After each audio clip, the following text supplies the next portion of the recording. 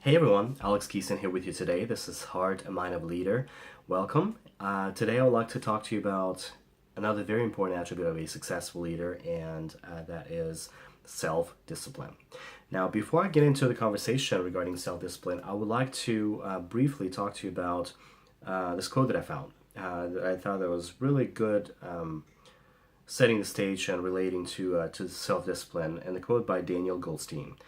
That quote states, "If you set your goals for yourself and you are like a lot of other people, you probably realize it's not that your goals are physically impossible that's keeping you from achieving them. It's that your lack of self-discipline to stick to them. It's physically possible to lose weight. It's physically possible to exercise more." And once again, that was a quote by Daniel Goldstein. Now, I thought it was a really good starting point for our conversation today. And the biggest part about self-discipline that I think is a big part of this conversation is really self-discipline in a nutshell is really doing what you say you're going to do, stick to your particular goals, objectives, anything you set for yourself to accomplish, and actually following through on them, follow through on those goals. The question generally that I have regarding self-discipline, why is self-discipline begins with you as a leader? Well, I think the biggest thing is we always talk about that old saying is you have to lead by example as a leader. And that's absolutely true. With self-discipline, that's exactly what it starts with, is you leading by example. You have to start with holding yourself accountable first for whatever your expectations are.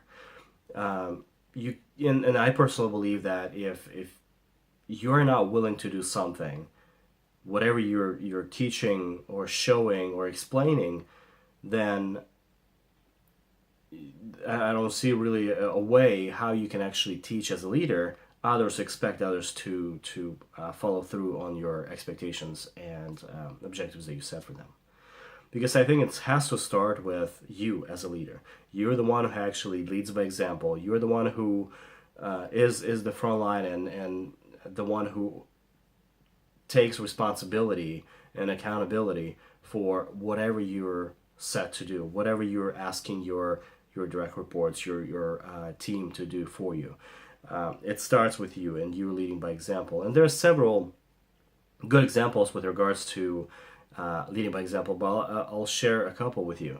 One of them that I thought was really explaining well self-discipline is punctuality, right? So if you're a punctual person and you're expecting all of your employees or your people that you work with to show up on time to work or to meetings, and then yourself you're always late you're always late coming to work, or you're always late to a meeting, then what kind of message does it send to your team or people you work with?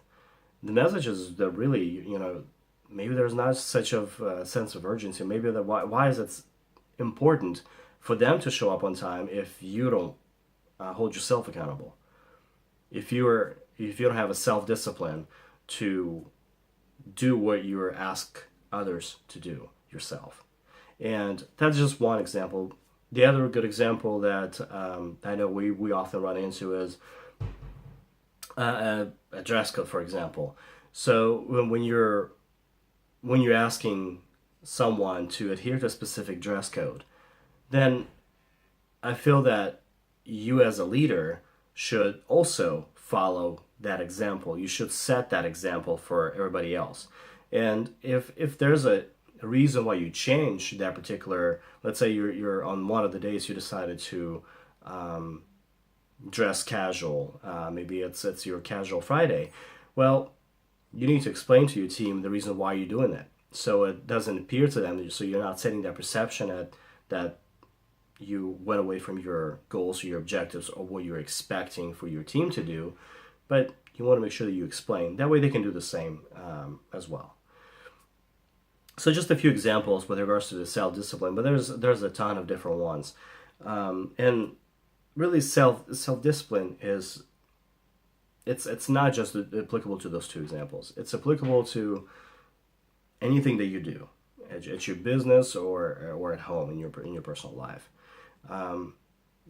When you're, let's say you're, just an example for something you may do at home, maybe with your children. So if you, excuse me, if you're asking your children to, for example, be responsible, then and that's something that the behavior that you like to you train and develop in them.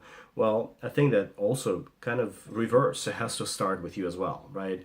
You want to make sure that you are as a leader, as a parent to them. Of course, you want to lead by example. That way, when they're seeing you doing the same thing, the likelihood of them repeating the same behavior and being responsible is much higher than if you're not leading by example. So again, just another example in the not in the business but in your personal life. But self-discipline applicable in literally everything that you do, every promises that you make, every training that you conduct, meetings that you run, everything that you expect for others to do. Just again, remember that it has to start with you first. And if there's something that does not go according to a plan, let's say you set a particular objective or goal for your team, for your business, but something didn't happen, and let's say maybe there was a loss in the project, or something was taken away, another project was removed because the particular objectives were not met. And if that is the case, then the only person that you can potentially blame for the reason why it failed is yourself as a leader. And you are the one who's supposed to take accountability, take responsibility, and find the ways to improve, find the ways to overcome those particular errors or mistakes in the future, and propose a different plan that it will be successful. And that will accomplish the mission. So just remember, it always starts with you. And the question that you may ask yourself, maybe I'm not sure where you are exactly currently with regards to self-discipline, and you may be great at it, but how to become a self-disciplined leader?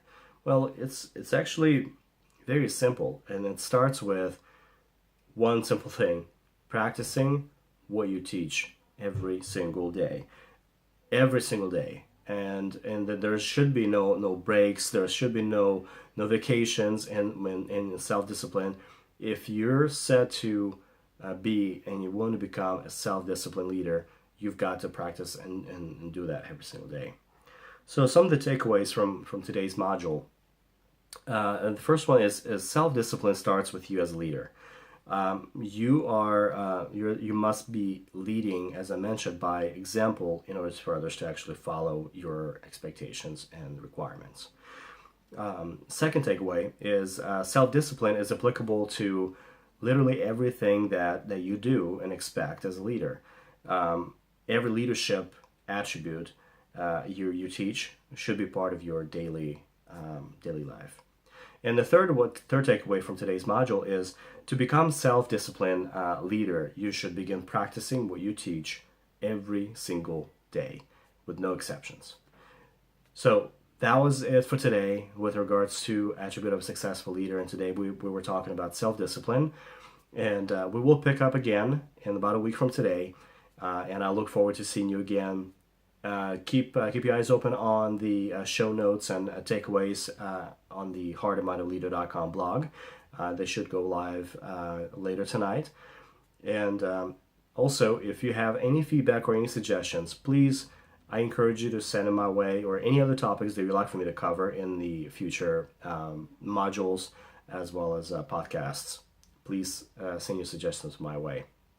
And then have a good rest of your Sunday and good week. And we will talk again a week from today. This was Alex Keeson, and this was Heart and Mind of Leader. You take care. Bye-bye.